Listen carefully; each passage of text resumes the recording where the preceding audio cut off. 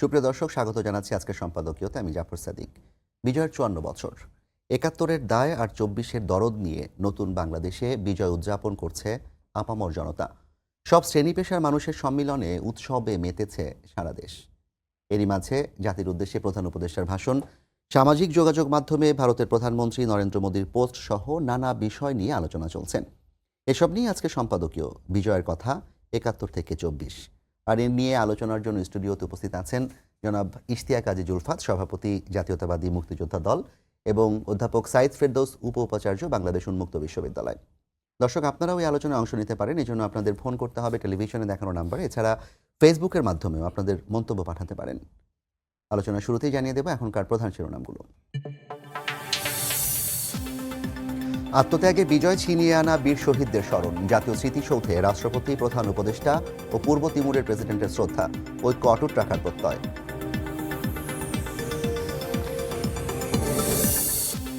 বিজয় দিবসের ভাষণে জাতীয় নির্বাচনের রূপরেখা প্রদান প্রধান উপদেষ্টার, আগামী বছরের শেষ বা ২৬-এর প্রথমার্ধে হতে পারে ভোট, স্বাগত বিএনপি নেতাদের।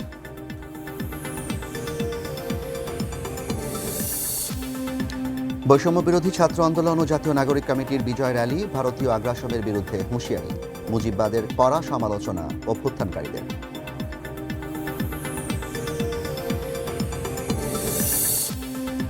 বিজয় দিবসে জাতীয় স্মৃতিসৌধ ও জিয়াউর রহমানের সমাধিতে শ্রদ্ধা বিএনপির, মানিক মিয়া অ্যাভিনিউয়ে সবার আগে বাংলাদেশ কনসার্টে নগরবাসীর উচ্ছ্বাস।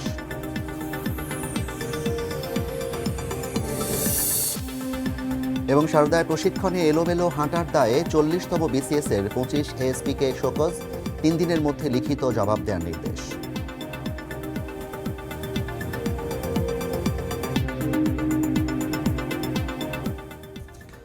আপনারা শিরোনামগুলো দেখছিলেন। আমরা এখন সরাসরি আলোচনায় যেতে চাই। প্রথমেই জনাব ইশতিয়াক কাজী জুলফাত, আপনাকে দিয়ে শুরু করতে চাই।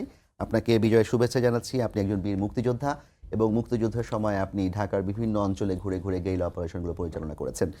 ভিন্ন এক রাজনৈতিক বাস্তবতায় আমরা এবছর ২৪ সালে এসে বিজয় দিবস উদযাপন করছি।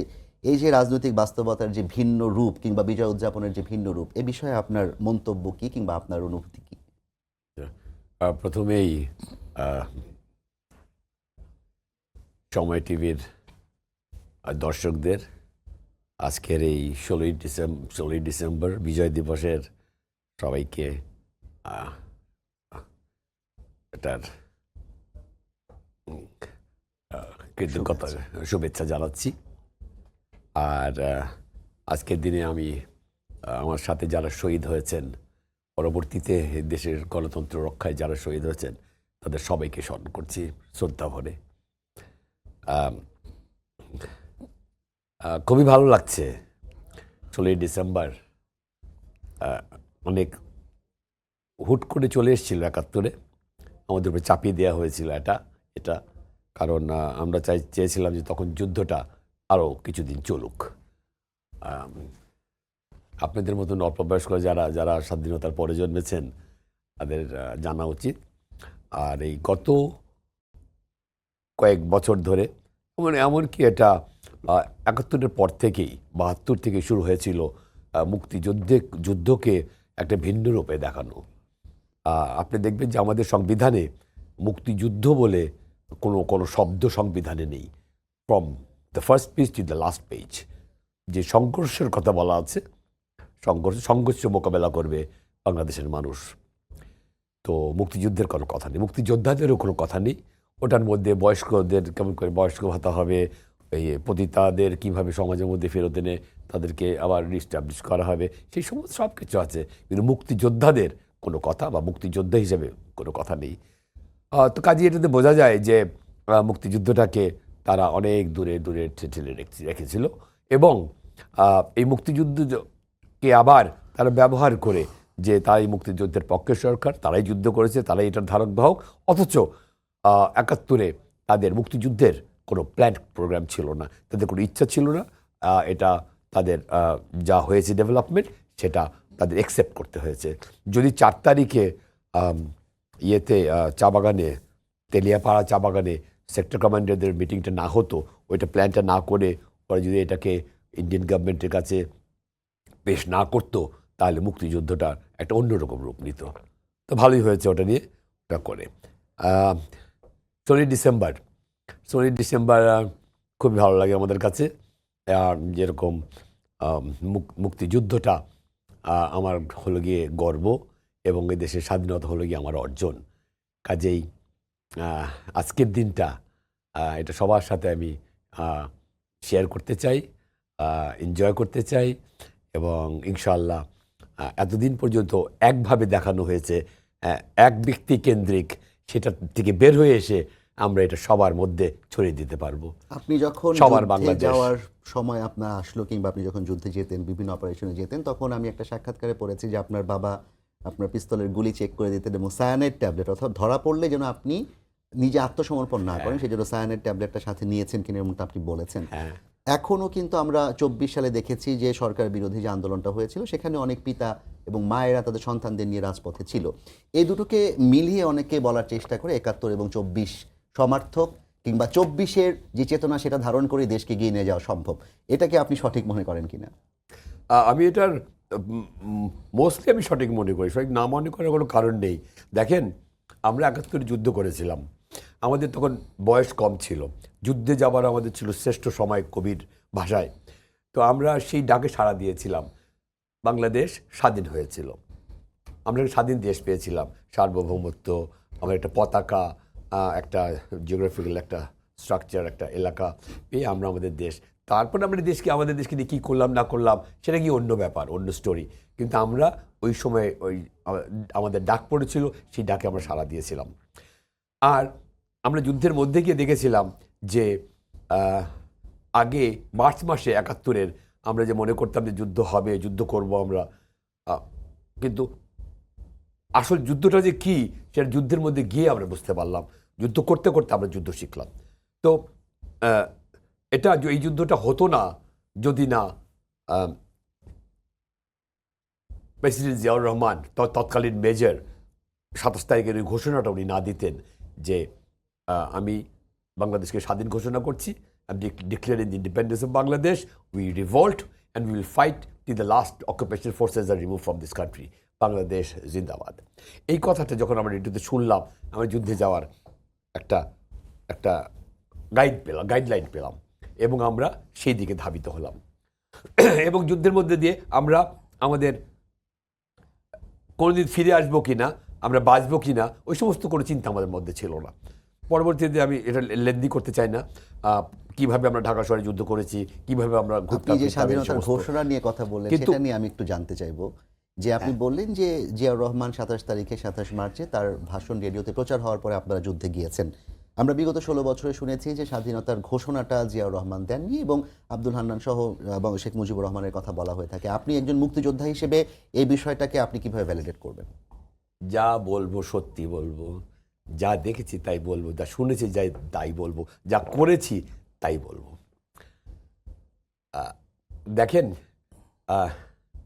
25 তারিখের রাত্রে আমরা ইত্তেফাক অফিসের সামনে দাঁড়ানো, আমরা অস্ত্র হাতে নিয়ে, যখন আমরা তার ঠিক আগের মুহূর্তে আমরা কিছু অস্ত্র জোগাড় করে রেখেছিলাম, যখন পাকিস্তান আর্মি আসা শুরু করলো, তখন আমরা এই ইত্তেফাক অফিসের কাছ থেকে খুব তাড়াতাড়ি শুনতে পেলাম, because that was the centre of all the news, Ittefaq office. আমার বাড়ি ওটার পাশে হওয়াতে আমরা খুব তাড়াতাড়ি খবরগুলি সব পেতাম। আমরা দৌড়ে গেলাম আমাদের পাড়ার এমএনএর কাছে, উনি শেরে বাংলা একে ফজলুল হক সাহেবের ছেলে ফাইজুল হক, বাবু ভাই।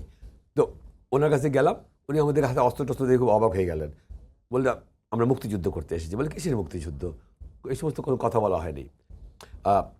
শেখ মুজিবুর রহমান সাহেব বলেছেন যে, উনি বলেছেন বঙ্গবন্ধু শেখ মুজিবুর রহমান, আমি বলছি শেখ মুজিবুর রহমান।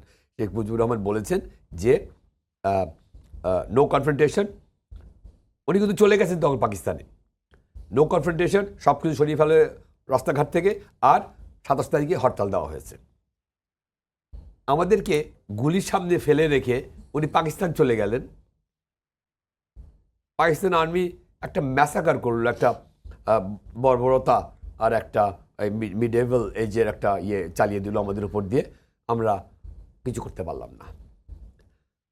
26 তারিখ গেল, 27 তারিখ সকালে রেডিও খুলে শুনলাম যে একটা আওয়াজ ভেসে আসলো, এবং আমরা যে হত্যাকাণ্ড তারা করেছিল সেটার বদলা নেওয়ার জন্য এত কিছু বুঝি না যে সাম্য, সামাজিক ন্যায় বিচার, এই মানবিক মর্যাদা, এগুলো সব কঠিন কঠিন শব্দ।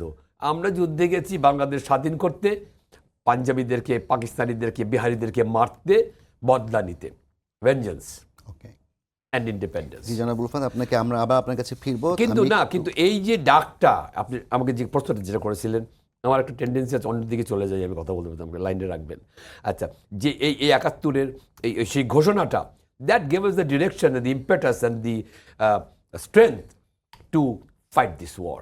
আর আমি এটা কন্টিনিউ করবো আমার নেক্সট কোয়েশ্চেনে, how I compare this with এই বিপ্লবটা যেটা হয়ে গেল জুলাই। না, বদরুদ্দিন আগস্টে। ওমরও তার সাম্প্রতিক একটা লেখায় বলেছেন যে ৭ই মার্চের ভাষণের পর থেকে ২৬শে মার্চ পর্যন্ত আওয়ামী লীগ পুরো সময়টা নেগোসিয়েশনের চেষ্টা করেছে। এই বিষয়টা তার লেখাতেও উঠে এসেছে। এগুলো নিয়ে আমরা শুনবো। আমি একটু জনাব অধ্যাপক সাইদ ফেরদৌসের কাছে যেতে চাই। আপনি যদি একটু আমাদেরকে জানাতেন যে আপনি ৪৭ দেশভাগ নিয়ে আপনি গবেষণা করেছেন, আমরা যতটুকু জানি বর্তমান অভ্যুত্থানকারীরা বাংলাদেশের অভ্যুত্থানের ইতিহাস বলতে গেলে ৪৭, ৫২, ৬৯, ৭১ এবং তারপর ২৪ এসে শেষ করছেন। এই প্রবণতাটা কিংবা এটা আসলে কতটা সঠিক কিংবা এটার কোনো ঝুঁকি আছে কিনা? আমি ধন্যবাদ আপনাকে। আমি মনে করি যে ৪৭ বাংলাদেশের ইতিহাসে সবচাইতে কম উচ্চারিত একটা প্রসঙ্গ। ৪৭-এর প্রসঙ্গকে যখন আলোচনা করা হয় তখন ৪৭ চাপা পড়ে গেছে ৭১-এর সেলিব্রেশনের পেছনে। ৭১ বাঙালি জাতির জীবনে ২৪ আসার আগ পর্যন্ত ৭১ ছিল আমার, এখনও এমনকি ২৪ আসার পরেও ৭১ই হচ্ছে মহত্তম অর্জনের মুহূর্ত। একটা আমরা নিজেদের দেশ পেয়েছি, নিজেদের পরিচয় পেয়েছি। কিন্তু ৭১-এর পূর্বের ৬৯, ৫২, তার আগে ৪৭। ৪৭-এর দিকে তাকানো হয় না, কারণ খানিকটা আমি ঠাট্টা করে বলি যে খানিকটা মনে করা হয় যে ৪৭ হচ্ছে আইয়ামে জাহেলিয়া, যেন একটা অন্ধকার যুগ, যেন ৪৭ মানে হচ্ছে পাকিস্তানে ফিরে যাওয়া। কিন্তু আসলে ৪৭ তো ছিল বাঙালি মুসলমানের আত্মপরিচয়ের উদ্বোধনের মুহূর্ত। ভারতীয় জোরদার জমিদারদের হাত থেকে, হ্যাঁ, এখানকার দরিদ্র কৃষকদের যে রাজনীতি, মুসলিম লীগ যেই স্বপ্ন দেখিয়েছিল, যেই স্বপ্নের সাথে তারা প্রতারণা করেছে, যেই স্বপ্ন স্বাধীনতার পরে তারা প্রতারণা করেছে বলে মুসলিম লীগকে মানুষ ছুঁড়ে ফেলে দিয়েছে ৭ বছরের মধ্যে, ৫৪ সাল, হ্যাঁ, ছুঁড়ে ফেলে দিয়েছে। কিন্তু ওই যে আকাঙ্ক্ষাটা ছিল, মানুষ ভেবেছিল, দরিদ্র কৃষক ভেবেছিল যে তাদের নিজেদের দেশ হবে এবং এই নিজেদের দেশে তারা হিন্দু জমিদার জোরদারদের হাত থেকে তারা বেঁচে যাবে, নিজেরা তাদের নিজেদেরকে শাসন করবে, এই যে একটা আকাঙ্ক্ষা ছিল। এবং সত্যি কথা হচ্ছে, গবেষকরা দেখাচ্ছেন যে যখন পাকিস্তান হলো তখন বাঙালি মুসলমানের, পূর্ববঙ্গের বাঙালি মুসলমানের একটা বিরাট অংশের মধ্যে একটা আহমেদ কামাল লিখেছেন যে ল্যান্ড অফ এটার্নাল ঈদ, যেন প্রত্যেকটা দিনই ছিল ঈদের দিন। প্রথম মুহূর্তে মনে হতো যে সব কিছু একটা নতুন দেশ আমরা করব। ওপার থেকে তাড়া খেয়ে বাঙালি এবং অবাঙালি মুসলমানরা আসলো, এপার থেকে চলে যাচ্ছে অমুসলিম জনগোষ্ঠী বা আক্রান্ত হচ্ছে, বা নানা কিছুর মধ্যে দিয়ে যেটা হলো যে দ্বিজাতি তত্ত্বের ভিত্তিতে যে পাকিস্তান তৈরি হয়েছিল, আমরা পরবর্তীতে যখন একটা সেকুলারিস্ট পজিশনে গেলাম তখন আমরা ওইটাকে শ্রেয়তর পজিশন বলে মনে করলাম না। আমরা মনে করলাম যে ওটা তো একটা ধর্মভিত্তিক পরিচয় এবং এর চাইতে তো উদার, অল ইনক্লুসিভ হচ্ছে একটা সর্বব্যাপ্ত বাঙালি জাতীয়তাবাদ। কিন্তু মুশকিল হচ্ছে যে মানুষ পাকিস্তানকে ছুঁড়ে ফেলে দিয়েছিল, মুসলিম লীগকে ছুঁড়ে ফেলে দিয়েছিল, পাকিস্তান শাসকদের অত্যাচারের বিরুদ্ধে দাঁড়িয়েছিল। তার অর্থ তো এই নয় যে মানুষ তাদের মুসলমান পরিচয়কে প্রত্যাখ্যান করেছিল। যুদ্ধের সময় যখন পাকিস্তানিরা বোমা ফেলছে কিংবা জায়নামাজে থাকা মানুষকে গুলি করে মারছে, তখন বাংলাদেশের মানুষ বলছে যে এরা কেমন মুসলমান যে জায়নামাজে থাকা মানুষকে গুলি করে মারে। তার মানে হচ্ছে সে তার ধর্ম পরিচয়ের, সে বিপদে পড়ে তখনও আল্লাহকেই ডেকেছে, এখানকার সিংহভাগ মানুষ। তাহলে সে তার ধর্ম পরিচয়ের মধ্যে থেকেই পাকিস্তানি শাসকদের বর্বরতাকে চ্যালেঞ্জ করেছে, সে পাকিস্তানকে প্রত্যাখ্যান করেছে, সে মুসলিম লীগকে প্রত্যাখ্যান করেছে। তার অর্থ এই নয় যে সে তার ইসলামের পরিচয়কে, ধর্মের পরিচয়কে ত্যাগ করেছে।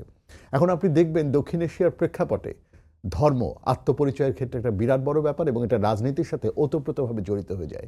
আমরা চাই বা না চাই, ভারতে, বাংলাদেশে, পাকিস্তানে, যেখানেই হোক, সেকুলার যারা, তারা চেয়েছেন যে ধর্মকে এখান থেকে সরিয়ে রাখতে, রাজনীতিক থেকে। কিন্তু দেখেন বারংবারই ধর্ম এবং রাজনীতি পরস্পরের সাথে ল্যাপটালেপটি করে, হ্যাঁ, আত্মপরিচয়কে দাঁড় করা। এবং ভারতে এতদিন ধরে কংগ্রেস যে সেকুলার পরিচয়কে দাবি করে, গবেষকরা অবশ্য দেখিয়েছেন, কেমব্রিজ হিস্টোরিয়ান জয়া চ্যাটার্জিরা বহু বছর আগেই দেখিয়ে দিয়েছেন যে কংগ্রেস যেরকম করে ধর্মনিরপেক্ষতার দাবি করে, কংগ্রেস কখনোই একটা ধর্মনিরপেক্ষ দল ছিল না।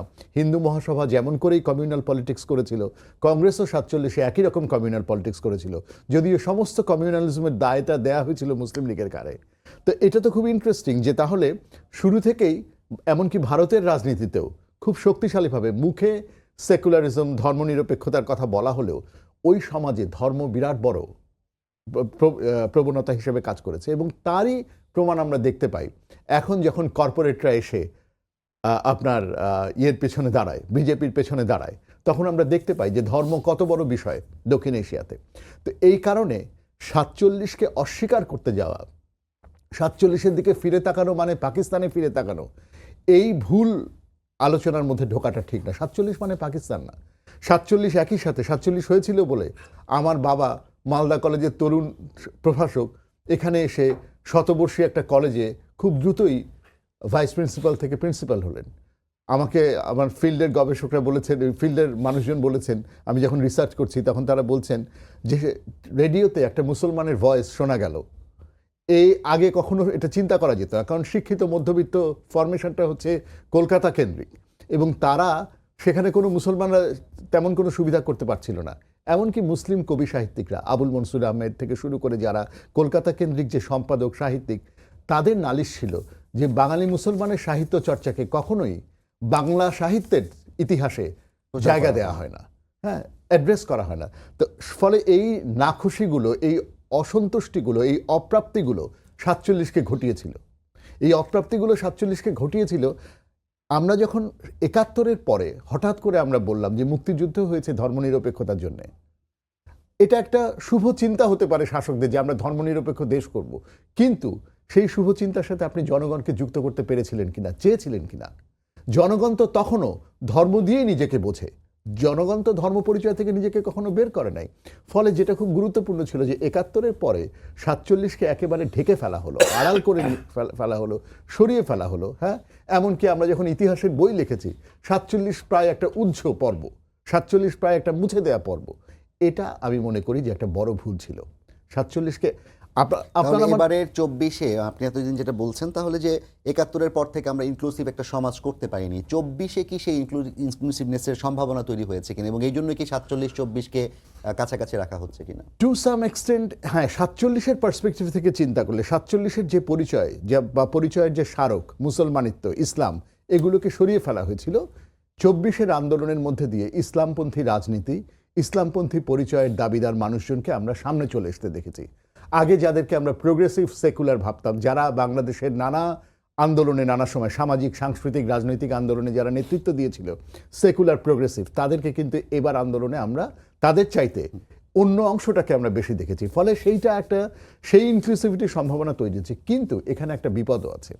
বিপদটা হচ্ছে, ঝুঁকিটা হচ্ছে 24-এ এই ইনক্লুসিভিটির কথা বলতে গিয়ে আবার দেখা যাচ্ছে যে আমরা একদিকে বলছি যে দায় ও দরদের সমাজ করতে হবে, যেটা খুবই ভালো কথা, কিন্তু একই সাথে দেখা যাচ্ছে যে এই মাঠের সারথীরাই এই 24-এর আন্দোলনের ফোর্সেসের মধ্যেই কেউ কেউ পাঠ্যপুস্তকে কেন ট্রান্সসেক্সুয়াল মানুষের কথা থাকবে এই নিয়ে কথা তুলছে। হ্যাঁ, কিংবা ধরুন নারীর প্রশ্নে, হ্যাঁ, মিসোজিনিস্ট কমেন্ট, কিংবা আমরা দেখছি এই তখন বা অন্য ধর্মের প্রতি, অন্য জাতির প্রতি। তাহলে আপনি যখন দায় ও দরদের সমাজের কথা বলবেন, তখন আপনার মনে রাখতে হবে যে এই দেশটা সবার। এই অংশটা কি কোনোভাবে প্রবল হয়ে ওঠার সম্ভাবনা আছে কিনা? কারণ আজকে আমরা বৈষম্য বিরোধী ছাত্র আন্দোলন এবং নাগরিক কমিটি, তাদের যেটা যৌথ আয়োজন, সেখানে আমরা দেখলাম যে একই সাথে তারা দোয়া মাহফিল করেছে, ঢাকেশ্বরী মন্দিরে তারা প্রার্থনা করেছে, এবং তারা হচ্ছে বিভিন্ন ধরনের আয়োজন সেখানে করেছে, মানে একটা ইনক্লুসিভ ব্যাপার ছিল। তো যারা মূল ধারার, যারা নাকি বৈষম্য বিরোধী আন্দোলনের সাথে যুক্ত, তাদের যে অবস্থান এবং আপনি যাদের কথা বলছেন, তাদের অবস্থানটা তো সাংঘর্ষিক। না না, নিশ্চয়ই। আমি এটাই তো সবচেয়ে, যে কোনো মুভমেন্টের, যে কোনো বড় মুভমেন্টের এটা একটা বিউটি। একটা মুভমেন্ট কোনো হোমোজেনাস দলকে দিয়ে হয় না। একটা মুভমেন্টের মধ্যে নানান পক্ষ থাকে, জনগণ থাকে, নানান পক্ষের নানান ফোর্সেস এখানে আছে। কিছু কিছু মানুষ এখানে এই আন্দোলনের মধ্যে কিছু কিছু মানুষ খেলাফতের কথা বলেছে, সেটা অন্যরা বলে নাই। কিছু কিছু মানুষ লিবারেল ডেমোক্রেটিক ইসলামের কথা বলবে, অন্যরা সেটা বলবে না। যেটা গুরুত্বপূর্ণ যে হ্যাঁ, সার্বিকভাবে এই আন্দোলনের মধ্যে দিয়ে আমরা একটা ডানপন্থার দিকে বাংলাদেশ একটু হেলে পড়ছে এরকম, এবং ভারতের মিডিয়াতে তো আপনারা জানেনই যে এটা নিয়ে বিশাল হইচই হয়ে যাচ্ছে।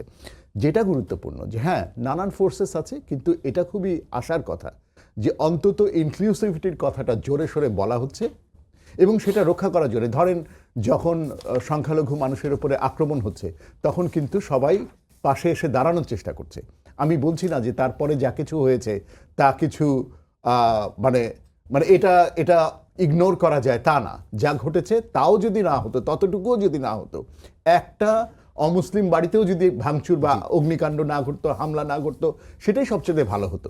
কিন্তু তারপরেও এত বড় একটা আন্দোলনের পরে নানান শক্তির উত্থানের মধ্যে দিয়ে যত বড় তছনছ হওয়ার কথা ছিল তা হয় নাই, কেননা মানুষ একসাথে পরস্পরের হাত ধরে এবং দাঁড়িয়েছে। সর্বশেষ চট্টগ্রামের ঘটনার পরে তো বাংলাদেশে আসলে দাঙ্গা লাগার মতো অবস্থা তৈরি হওয়ার একদমই, সম্ভাবনা তৈরি একদম, হয়েছে। সত্যি, সেটা আমরা খুবই স্যার বড়। আপনার কাছে আবার ফিরবো। আমি একটু জনাব উলফাত আজিজ আপনার কাছে ফিরতে চাই। আজিজ উলফাত, সেটা হচ্ছে জনাব সাইদ ফেরদৌস যে বিষয়ে আলোপ করলেন যে একটা ইনক্লুসিভনেসের জায়গা তৈরি হওয়ার সম্ভাবনা তৈরি হচ্ছে, এবং এই সময় আমরা এসে দেখছি যে মুক্তিযুদ্ধকালীন স্লোগান কি জয় বাংলা ছিল না বাংলাদেশ জিন্দাবাদ হচ্ছে আমাদের জাতীয় স্লোগান হওয়া উচিত। সেই জাতীয় স্লোগান মানে আমাদের স্লোগান কোনটা, আসলে ধারণ করব কোনটাকে, সেটা নিয়ে আলাপ উঠছে। এবং সেই ক্ষেত্রে আমরা কিছু সামাজিক যোগাযোগ মাধ্যমে মেডেলের ছবি দেখতে পাচ্ছি যেখানে বাংলাদেশ জিন্দাবাদ লেখা আছে। আপনি একজন মুক্তিযোদ্ধা হিসেবে এই জায়গাটাতে আপনার ব্যাখ্যা কি, জয় বাংলা না বাংলাদেশ জিন্দাবাদ? দেখেন, এটা কঠিন প্রশ্ন, একটা কঠিন ইন দ্য সেন্স যে আমি ওনার ল্যাঙ্গুয়েজ এক্সপ্লেনেশনগুলি খুব করে শুনছিলাম, ইন ডেপথ উনি যেভাবে জিনিসটা আমাদেরকে বললেন, ঠিক সেইভাবে এটার উত্তর দেওয়া যাবে না।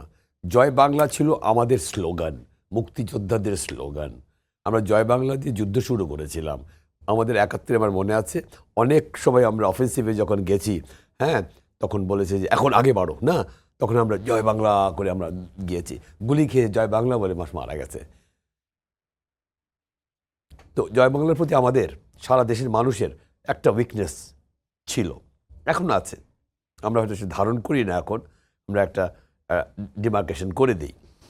কিন্তু দেখেন, আওয়ামী লীগ সরকার এই স্বাধীনতার পরে যখন 10 তারিখে শেখ মুজিবুর রহমান আসলো আর ক্যান্টনমেন্টে চলে গেল আর্মির আমাদের লিডারশিপ, আর আমরা মুক্তিযোদ্ধারা রাস্তায় রইলাম, ওনারা খুব তাড়াতাড়ি রিয়েলাইজ করলেন, এবং তাকে আগের থেকেই বলা হয়েছিল শেখ মুজিবুর রহমানকে যে এই মুক্তিযোদ্ধা নামক একটা বস্তু গড়ে উঠেছে এই 9 মাসে, সেই জন্য আমাদের তাড়াতাড়ি যুদ্ধ শেষ করে দিতে হয়েছে, কিন্তু ভারতীয়রা খুব তাড়াতাড়ি।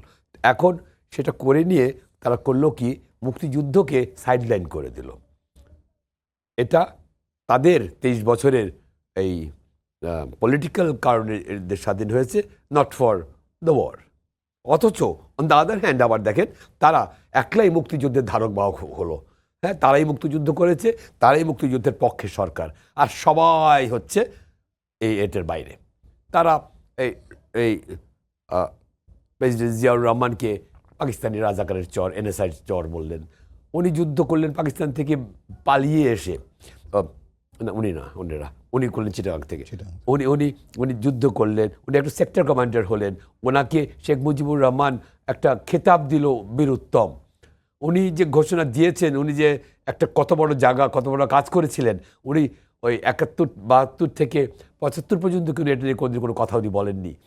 হ্যাঁ, যখন একটা দেশ ক্রাইসিস ফেস করলো এই আওয়ামী লীগের দুর্নীতির কারণে, আওয়ামী লীগের নেগেটিভ রাজনীতির কারণে, যেটা আমরা মনে করেছিলাম যে এই দেশে হবে, সেটা যখন হলো না, তখন তারা বাকশালের দিকে চলে গেল।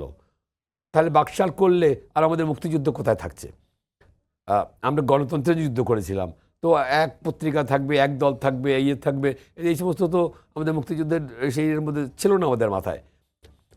তো এটা হওয়ার পর হলো কি, যে মুক্তিযুদ্ধে ভারতের অবদান, কিংবা ভারত যেভাবে আজকে নরেন্দ্র মোদী গত বছর তিনি একই পোস্ট করেছিলেন যে বাংলাদেশের নাম উল্লেখ করা ছাড়াই সেটাকে ভারতের বিজয়, পাকিস্তান ভারত যুদ্ধ হিসেবে তিনি চিহ্নিত করেছেন। খানিক আগে নোয়াখালী থেকে শাহজাহান নামে একজন এই প্রশ্নটা করেছেন যে যখন 16ই ডিসেম্বর আত্মসমর্পণ হলো, তখন আমাদের তো একটা অস্থায়ী সরকার ছিল, সেই সরকারের কোনো প্রতিনিধিও সেখানে উপস্থিত ছিল না। তো সব মিলিয়ে নরেন্দ্র মোদীর এই বক্তব্য, কিংবা আমাদের ছাত্রদের যেই ভারতের আগ্রাসন বিরোধী একটা মনোভাব, এই বিষয়টা আপনি যোদ্ধা হিসেবে কিভাবে দেখবেন? দেখেন, আমরা তো গত 53 বছর এই একটা ডিলেমার মধ্যেই আছি। হ্যাঁ, যে আমাদেরকে ভারত সাহায্য করলো। আমরা তো অনেক বলেছি থ্যাংক ইউ ভেরি মাচ, আমাদেরকে সাহায্য করেছো তোমরা। সাহায্য একটা করেছে তারা, সাহায্যর চেয়ে এই 53 বছর তারা নিয়ে গেছে অনেক তার চেয়ে বেশি।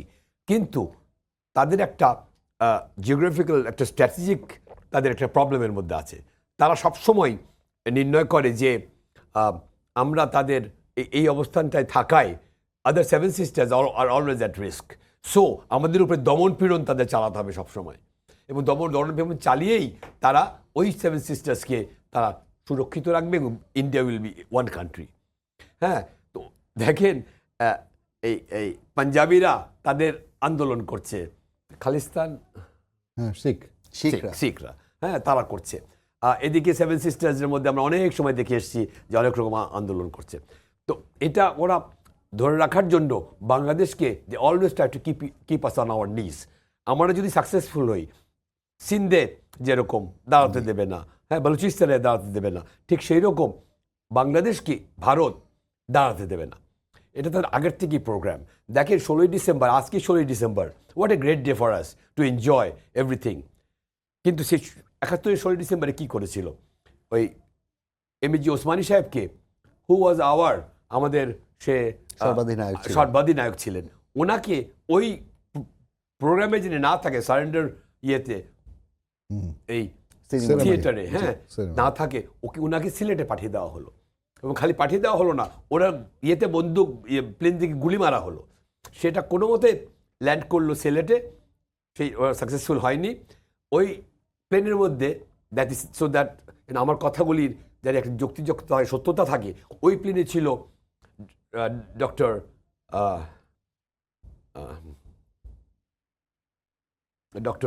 মারা গেল কিছুদিন আগে আমাদের বিরাট বড় সামাজিক লিডারশিপ মুক্তিযোদ্ধা doctor Zafrullah Chowdhury. Thank you very much, doctor Zafrullah Chowdhury. এবং ওই প্লেনে ছিল শেখ কামাল, শেখ মুজিবুর রহমানের ছেলে। ওকে, ওনার ল্যান্ড করলেন, ওনার বেঁচে গেলেন, কিন্তু প্রোগ্রামের দিক দিয়ে হয়ে গেল। এখন আপনি যদি ফোর্ট উইলিয়ামে যান, যেই সিনগুলো করা আছে ওয়ালের মধ্যে, সেখানে কোনো শেখ মুজিব নাই, ওখানে ওসমানী নাই, ওখানে কিচ্ছু নাই, ইন্ডিয়া পাকিস্তান ওয়ার। হ্যাঁ, এটা অনেকে ব্যাখ্যা করে যে 3 ডিসেম্বর ভারতের কয়েকটা বিমান ঘাঁটিতে পাকিস্তানের আক্রমণ করেছিল, তার প্রেক্ষিতে ভারত একটা যুদ্ধ করেছে, পাকিস্তানের সাথে যুদ্ধটা হয়েছে এবং তারা হচ্ছে এই ফ্রন্টে এসে পাকিস্তানের সাথে লড়াই করেছে। এটা কি যৌক্তিক কিনা? এই জায়গা থেকে তারা ভারত অবশ্যই না, অবশ্যই না। আমরা যুদ্ধ করছি যুদ্ধের মাঠে, আমরা ক্ষেত্র তৈরি করে দিয়েছি, পরিষ্কার করে দিয়েছি। তারা বুঝতে পারলো যে তাদের প্ল্যান যে বাংলাদেশ স্বাধীন হয়ে গেলে পরে আমরা যদি নিজের পায়ে নিজেরা দাঁড়াতে পারি, তাহলে তাদের জন্য প্রবলেম হবে, আওয়ামী লীগের জন্য প্রবলেম হবে। কাজেই দেশটা তাড়াতাড়ি স্বাধীন করে বাবা, এটা নিয়ে নাও। এবং তারা সেটাই চেষ্টা করলো। দেখেন রক্ষী বাহিনী বানালো ওই 3 বছরের মধ্যে। হ্যাঁ, আমাদের বাংলাদেশ আর্মি ছিল যে যারা নাকি মুক্তিযুদ্ধে জয়েন করলো, যারা তাদেরকে ওটাকে প্রাধান্য না দিয়ে রক্ষী বাহিনীকে প্রাধান্য দিল। এবং রক্ষী বাহিনীর মাধ্যমে 22 থেকে 25 হাজার মুক্তিযোদ্ধাদেরকে এবং সাধারণ মানুষকে মারা হলো। ঠিক যেরকম এই গত 16 বছর, হ্যাঁ, একটার পর একটা হত্যাকাণ্ড এই শেখ হাসিনার আওয়ামী লীগ সরকার চালিয়ে গেছে। যে আপনার কাছে আবার ফিরবো আমরা। আপনার কাছে একটা প্রশ্ন করতে চাই। আজকে প্রধান উপদেষ্টা জাতির উদ্দেশ্যে গতানুগতিকভাবে রাষ্ট্রপ্রধানরা বক্তব্য দেন বিজয় দিবসে, তিনি সেটা দিয়েছেন এবং সেখানে তিনি বাংলাদেশের জাতীয় ঐক্যের কথা বলেছেন এবং 24-এর প্রেক্ষাপটে নতুন একটা বাংলাদেশ সম্ভাবনা আবার দাঁড়িয়েছে এমনটা বলেছেন। একই সাথে তিনি বলেছেন যে নির্বাচনের ব্যাপারে সংস্কার শেষ হলে তারপরে নির্বাচনের দিকে যাওয়া উচিত। যদি রাজনৈতিক দলগুলো ঐক্যমত্য হয় এর আগেই করবে, তাহলে সেটা আগে হওয়ার সম্ভাবনা আছে, তাও সেটা 25শে ডিসেম্বর কিংবা 26-এর শুরুর দিকে হবে। বিএনপিও মনে করছে যে নির্বাচনই হচ্ছে বাংলাদেশের এখন যে পরিস্থিতি চলছে সেই পরিস্থিতির জন্য সমাধানের একমাত্র মাধ্যম এবং জাতীয় ঐক্যের জন্য গুরুত্বপূর্ণ। আপনি একজন গবেষক হিসেবে আপনার বক্তব্য কি? আচ্ছা, আমি বেশ কিছুদিন ধরে আসলে এই কথাটা নানাভাবে আমার ক্ষুদ্র শক্তি দিয়ে নানা জায়গায় বলে বেড়াচ্ছি। সেটা হচ্ছে যে সরকারের একটা টাইম লাইন ঘোষণা করাটা খুব জরুরি ছিল সরকারের দিক থেকে। কারণ জনমনে এই জিজ্ঞাসা, ঔৎসুক্য আস্তে আস্তে এক ধরনের অসহিষ্ণুতা তৈরি হচ্ছিল। কেননা দুটো বড় জিনিস, একটা হচ্ছে আইন শৃঙ্খলা পরিস্থিতি, একটা হচ্ছে দ্রব্যমূল্য। এই দুটো ক্ষেত্রে সরকার নিয়ন্ত্রণ তৈরি করতে পারছিলেন না, এবং এই ক্ষেত্রে নিয়ন্ত্রণ তৈরি করতে পারতেন সরকার যদি সরকার শুরু থেকেই রাজনৈতিক দলগুলোর সাথে একটা অর্থবহ যোগাযোগ তৈরি করতেন। কিন্তু এবং এই সরকারের রাজনৈতিক প্রজ্ঞা নাই, এটা আমাদের মানতে হবে। হ্যাঁ, সবার সব থাকে না, এই সরকার এটা নেই, কিন্তু এই সরকার চাইলে প্রথম থেকে এই যোগাযোগটা করতে পারতেন। খুবই ভালো, আমি এটা খুবই ইতিবাচক যে আজকে ফাইনালি দেরিতে হলেও যে প্রধান উপদেষ্টা সরকার প্রধান হিসেবে তিনি যে ভূমিকাটা নিয়েছেন, তিনি যে বক্তব্যটা দিয়েছেন, স্পষ্ট করে তিনি বলেছেন যে কতগুলো সংস্কার তারা করতে চান, 6টা সংস্কার কমিশন, এবং একটা পরিষ্কার রূপরেখা দিয়েছেন যে 6টা সংস্কার কমিশনের মানুষজনকে নিয়ে একটা কমিটি করে তিনি এবং আলী রিয়াজ মিলে একটা ঐক্য কমিশন এবং রাজনৈতিক দলগুলোর সাথে বসবেন। সো এইটা ঠিক এখন মনে হচ্ছে যে অন্তত থিওরিটিক্যালি জিনিসটা ঠিকঠাক জায়গা মতো যাচ্ছে, এবং সংস্কার তো করতেই হবে। কারণ আসলে তো 15 বছর তো শুধু না, যদি আমরা ভাবি স্বাধীনতার পর থেকেই তো দেশটা নানাভাবে ডিরেইলড হয়েছে। প্রতিষ্ঠানগুলো একটাও দাঁড়াতে মুখ থুবড়ে পড়েছে, প্রত্যেকটা প্রতিষ্ঠান। আপনি শিক্ষা, স্বাস্থ্য, বিচার, ডিফেন্স, আপনি কোন দিকে যাবেন, কোনো একটা প্রতিষ্ঠান নাই। ফলে সংস্কার করতেই হবে, এবং এই সংস্কার রাজনৈতিক দলগুলো আমাদের বড় ভরসা বা বড় শক্তি, কিন্তু রাজনৈতিক দলগুলোই আমাদের বড় হতাশা নানা সময়ে। 90-এ 3 জোটের রূপরেখাকে এই বিএনপি কিন্তু উপেক্ষা করেছিল। হ্যাঁ, 90 একটা ফেয়ার ইলেকশনে, বাংলাদেশের ইতিহাসে সবচাইতে ফেয়ার ইলেকশন, হ্যাঁ, শাহাবুদ্দিনের তত্ত্বাবধায়ক সরকারের অধীনে যে ফেয়ার ইলেকশনটা হয়েছিল, বিএনপি সেটাকে এসে এই 3 জোটের রূপরেখাকে একপাশে সরিয়ে ফেলল। ফলে আমরা সংস্কারটা পুরোটাই বা মূলতই সংস্কারটা হবে রাজনৈতিক সরকার আসার পরে, এই ভরসায় থাকাটা ঠিক হবে না। সংস্কার কাজ শুরুতেই হবে, এবং তার মধ্যে ঐক্য অবশ্যই বিরোধী দলকে, মানে রাজনৈতিক দলগুলোকে সবাইকে সাথে নিয়ে ঐক্যবদ্ধভাবে একসাথে বসে কতগুলো একমত, এবং যদি সার্বিকভাবে সংস্কার যেটা বলছেন যে 26শে ডিসেম্বরও যদি হয়, এই 26-এর মাঝামাঝিও যদি হয়, তাতে যদি বিরোধী দলগুলো তাতে রাজনৈতিক দলগুলো যদি এগ্রি করে, তাহলে সেটাই সর্বোত্তম। কিন্তু এই বিষয়ে আমি একটু আপনার কাছে আসতে চাই, যেহেতু আপনি বিএনপি রাজনৈতিক একটা সংগঠনের সাথে যুক্ত, জাতীয়তাবাদী মুক্তিযোদ্ধা দলের আপনি সভাপতি, বিএনপির কয়েকজন নেতা আজকে এই বিষয়টাতে খুব বেশি সন্তুষ্ট হননি। তাদের বক্তব্যটা হচ্ছে যে তারা ভেবেছিলেন সামনের বছরের মাঝামাঝি সময় নির্বাচন হয়ে গেলে ভালো। তাও তারা বলেছেন একটা রূপরেখা অন্তত এসছে, কিন্তু যত দেরি হবে তত বেশি ঝামেলা বাড়বে। আপনার মন্তব্য কি? আমি প্রথমত আমি বলি যে আমি তাদের সাথে একমত, ঝামেলা বাড়ার সম্ভাবনা রয়ে গেছে দেখেই তারা এই কথাটা বলছেন। আর কিছু কিছু কোয়ার্টার যাতে সংঘর্ষ যাতে হয় সেই দিকেই বাতাস দিচ্ছে জিনিসটাকে। একটা জিনিস তো আপনার দেখতে হবে যে বিএনপি এবং বিরোধী দল 16 বছর বা চেয়ে বেশি সময়, যেটা কি অত্যাচারের মধ্যে ছিল, একটা খুন খারাপি, গুম, হত্যা, কি যার নাম নাই সব কিছু, আমরা চেষ্টা করেও, বিএনপি চেষ্টা করেও আমরা তাদের সাথে পারছিলাম না। তার প্রধান কারণ হচ্ছে ভারতের ইন্টারফারেন্সে, ভারতের কারণে। ওই ভদ্রমহিলার নাম কি যে এরশাদের সময় ইলেকশন করিয়ে দিয়ে গেল, সুষমা ওই যে নেপালের সেই ইয়ের মেয়ে, ওই যে সেক্রেটারি মহিলা, উনি এসে এরকম ডাইরেক্ট ইন্টারফারেন্স একটার পর একটা ইন্ডিয়ার করে এবং এই সরকারকে একটা খুনি সরকার, একটা দুর্নীতিবাজ সরকার, এটাকে তারা সাপোর্ট দিয়ে গেল। কিন্তু অভ্যুত্থানকারী যারা, যেমন আজকে কিন্তু উপদেষ্টা নাহিদ ইসলাম, ছাত্র জনতার যিনি অভ্যুত্থানের একজন অন্যতম সমন্বয়ক ছিলেন, তিনিও বলেছেন যে 24-এর বিজয় আমাদেরকে পূর্ণতা দিয়েছে ঠিকই, কিন্তু সংস্কার ছাড়া আসলে এই বিষয়টা ঠিক পূর্ণতা হবে। হ্যাঁ, সংস্কারের ব্যাপারটা যদি আপনি আসেন, একটা বিপ্লব হয়ে গেছে, হ্যাঁ, আর একটা গণতন্ত্রের জন্য মুক্তি যুদ্ধ হয়ে গেছে, একটা বিপ্লব হয়েছে। আমরা 71-এ করেছিলাম দেশের সার্বভৌমত্বের জন্য, দেশের স্বাধীনতার জন্য, গণতন্ত্রের জন্য। এইবার এটা স্বাধীনতার যুদ্ধ না, স্বাধীন দেশ আমাদের আছে, গণতন্ত্র আমাদের সীমারেখা আছে, আমাদের পতাকা আছে, আমাদের সব কিছু আছে, কিন্তু গণতন্ত্রটা ছিল না। স্বৈরাচার একটা ইয়ে আমাদের উপর চেপে বসেছিল, সেটার থেকে আমরা মুক্তি পেয়েছি।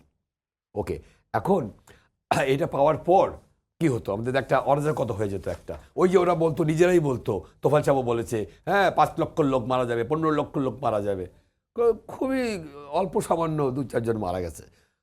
এইটা আবার তারপরে স্থিতিশীল অবস্থা চলছে এখন পর্যন্ত today till India again does something, of course, because they have taken Hasina, and for that reason only, যে আজকে যে মোদি যে কথাটা বলেছে, হ্যাঁ, তারা একদম বাদ রেখে তারা এই হাসিনাকে দিয়ে যা যা কাজ করানো এবং সে করবে, বিকজ উনি উম্মাদ একটা মহিলা, হ্যাঁ, যে আমাদের উপর চেপে বসেছিল। That will not happen again in Bangladesh, because এই 24-এর এই বিপ্লবটা মানুষকে একটা ঐক্যের জায়গায় নিয়ে গেছে। হ্যাঁ, এই ঐক্য যতদিন থাকবে, we don't have to worry about any external forces. আমি একটু সাইফুল আপনাকে BNP জানতে কথাটা চাই BNP যে ঐক্যের যে সম্ভাবনা তিনি দেখছেন, কিংবা সবাই বলছে ঐক্যের কথা এবং ঐক্যমত্য প্রতিষ্ঠা করার জন্য কমিশনও গঠন করার কথা হচ্ছে, আমাদের সময় একদম শেষ পর্যায়ে আপনি ঐক্যমত্য প্রতিষ্ঠা কিংবা জাতীয় ঐক্য ধরে রাখার ব্যাপারে, যে ফ্যাসিবাদ ফিরে না আসা, সেই জুলুম নির্যাতন ফিরে না আসার ব্যাপারে আপনি কতটা আশাবাদী, কিংবা জন্য কি করতে হবে? আশাবাদী, কিন্তু আশঙ্কা আছে, কারণ Exactly. অনেকেই মনে করছে, নানান রাজনৈতিক দল তো, বিএনপি যেমন এখন দ্রুত নির্বাচন চাচ্ছে, আবার কেউ চাচ্ছে ইচ্ছাকৃতভাবে নির্বাচনটাকে ডিলে করাতে। তাদেরও একদম সুনির্দিষ্ট রাজনৈতিক লক্ষ্য আছে এবং কারণ আছে। আশঙ্কার ব্যাপার হচ্ছে, যদি কেউ ভাবেন যে শেখ হাসিনা চলে গেছে, এখন ফসল তোলার সময়, আমি প্রায় 5ই আগস্ট ঘটবার পর মুহূর্ত থেকে বলছি যে ফসল তোলার দিন এখনো আসে নাই, এবং আমাদের কিন্তু আরও এই ঐক্যটাকে আরও অনেক দিন পর্যন্ত টেনে নিয়ে যাওয়া আমাদের জন্য জরুরি। তো আমি আশাবাদী ওই কারণেই যে এত বড় একটা ঘটনা ঘটতে পেরেছে, আমরা ঐক্যবদ্ধ থেকেছি। হ্যাঁ, এত মানুষকে মেরে ফেলার পরেও মানুষের ঐক্য বিনষ্ট করা যায়নি। আবু সাঈদের হত্যার পরেই এই কথা ছড়ানো হয়েছিল যে আবু সাঈদের রাজনৈতিক পরিচয় কি, যেন জামাত শিবির করলে তাকে মেরে ফেলা যায়। হ্যাঁ, তো ধরেন ওই সেই পুরনো জিকির, হ্যাঁ, যে জামাত শিবির রাজাকার বনাম মুক্তিযুদ্ধ। হ্যাঁ, এবং তো এই ভালো ব্যাপার হচ্ছে যে মানুষ এইবারে অন্তত যেন রূপকথা আমরা পড়ি না, যে ডাইনি বুড়ির মোহ কেটে গেল এবং সবাই জেগে উঠল, মানুষজন অন্তত ওই পুরনো হেজেমনিক রেটরিক, যে মুক্তিযোদ্ধা বনাম রাজাকার, ওই গল্প থেকে মানুষজন বেরিয়েছে। হ্যাঁ, যে যারা মুক্তিযুদ্ধকে বিক্রি করেছে তারাই তো 24-এ নতুন করে রাজাকার, যারা মুক্তিযুদ্ধকে নিজেদের স্বার্থে ব্যবহার করেছে। ফলে ঐক্যটা হয়েছে। এই ঐক্য এখন আশঙ্কার কথা কেন? কারণ পুরনো সিন্ডিকেট সরে গেছে বাজারে, কিন্তু নতুন সিন্ডিকেট সেখানে রিপ্লেস হচ্ছে। আপনি যেটা বলছিলেন যে 16 বছরে জামাত শিবির করলেই মেরে ফেলার যে প্রবণতা, কিংবা ভিন্ন মত পোষণ করলে একই ব্যাপার কি এখন জামাত শিবির বিএনপি হ্যাঁ ঘটছে কিনা এরকম? যেমন আজকে স্মৃতিসৌধে কিন্তু আওয়ামী লীগের পক্ষ থেকে ফুল দিতে 60 জনকে গ্রেফতার করা হয়েছে। তো আওয়ামী লীগ করলেই গ্রেফতার, সেটা কি আসলে আমাদের ঐক্যমত্য প্রতিষ্ঠার ক্ষেত্রে বাধা আছে কি? না, নিশ্চয়ই রিকনসিলিয়েশন খুব গুরুত্বপূর্ণ, এটা আমি মানি, কিন্তু এত বড় গণ অভ্যুত্থানের পরে আওয়ামী লীগকে অন্তত বিচারের প্রক্রিয়ার মধ্যে তো আনতে হবে, জবাব দিতে। আওয়ামী লীগের সাথে কোনো প্রতিশোধ নাই। আওয়ামী লীগ একটা বড় রাজনৈতিক দল, তার প্রচুর জনসমর্থন এখনও আছে। আওয়ামী লীগের মধ্যে প্রচুর শুভচিন্তার মানুষ আছেন, ভালো মানুষ আছেন, তাদের প্রতি আমাদের তো কোনো শত্রুতা নাই। কিন্তু এবং তাদের সাথে সংগঠনগতভাবে আওয়ামী লীগের প্রতি প্রতিশোধ পরায়ণ হওয়ারও কিছু নাই।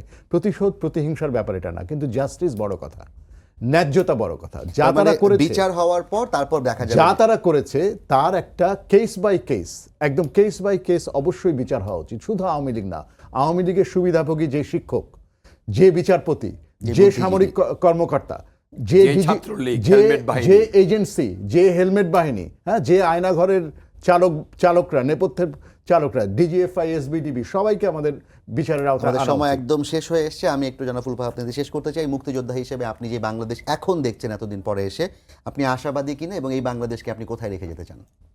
আমি অবশ্যই আশাবাদী। I am very positive person. আমি এই 53 বছরের অপেক্ষার, যে কখন আমাদের প্রজন্ম জেগে উঠবে, আমাদের মতন আবার আগে নিয়ে অস্ত্র হাতে যুদ্ধ করবে। এবার তারা দেখিয়ে দিয়েছে, আমরা অস্ত্র হাতে যুদ্ধ করেছিলাম, অস্ত্র ছাড়া যুদ্ধ করে বুকটা পেতে দিয়ে বলেছে আসো গুলি মারো, বুকের ভেতর অনেক ঝড়। হ্যাঁ, তো এই যে তারা করতে পেরেছে, এটার মধ্যে দিয়ে সারা দেশে একটা ইউনিটির একটা ছড়িয়ে গেছে, সাহসের একটা, বীরত্বের একটা জিনিস সামনে এগিয়ে এসছে। যে আপনাকে ধন্যবাদ। আমরা একদম শেষ সময় চলে এসেছি। সাইফুল, আপনাকে সর্বশেষ প্রশ্ন, ছাত্র জনতার যে শিক্ষার্থীরা যে আন্দোলনটি করেছেন, সেই আন্দোলনটি তারা ধারণ করতে পারছেন কিনা? ধারণ করতে পারবেন, তবে ছাত্রদের মনে রাখা উচিত তাদের সীমাবদ্ধতাও তাদের মনে রাখতে হবে। অবশ্যই সেটা মনে রাখতে হবে। তাদেরকে আপনাকে ধন্যবাদ জানিয়ে আমরা আজকে শেষ করছি। সবাইকে ধন্যবাদ জানিয়ে শেষ করছি আজকে সম্পাদকীয়। আগামীকাল আবারও দেখা হবে রাত 10টায়। দেখার আমন্ত্রণ রইল। শুভরাত্রি।